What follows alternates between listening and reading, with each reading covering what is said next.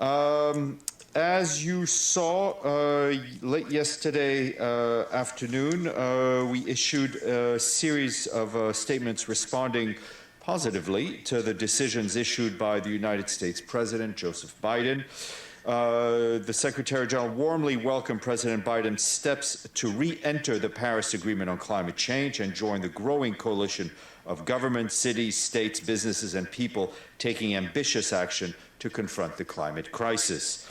We look forward to the leadership of the United States in accelerating global efforts towards net zero, including bringing forward the new nationally determined contributions with ambitious 2030 targets and climate financing in advance of COP26 in Glasgow this year.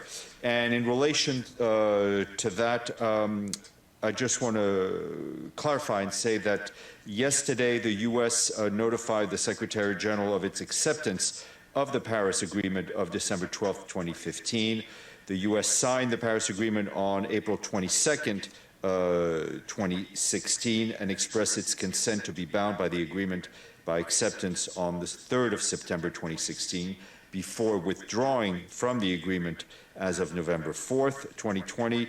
A new instrument of acceptance of the Paris Agreement by the U.S. was signed by President Biden on the 20th of January and deposited with the Secretary General the same day, that is yesterday.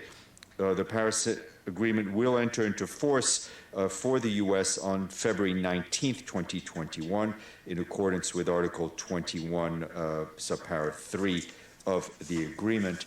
And that's just sort of a legal notice. And it is the new instruments of acceptance by the U.S. have also been posted on the UN's treaty section website.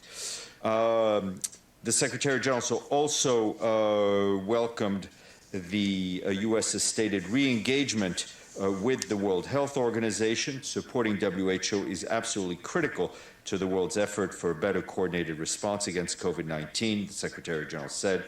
Now is the time for unity and for the international community to work together in solidarity to stop this virus and its shattering consequences. With vaccines being a critical tool in the battle against COVID-19, the U.S. joining and supporting the COVAX facility will give momentum to efforts to ensure equitable access to vaccines for all countries. And regarding that, on kind of the legal aspects of that, yesterday, the U.S. formally informed the Secretary General of the revocation of its notification of withdrawal of July 6, 2020 from the Constitution of the World Health Organization, which would have been effective under certain conditions on July 6th of this year.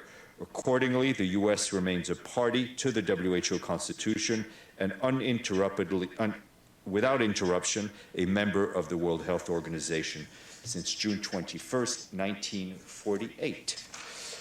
And lastly, we also welcomed the positive steps announced by the U.S. administration relating to migration and refugees.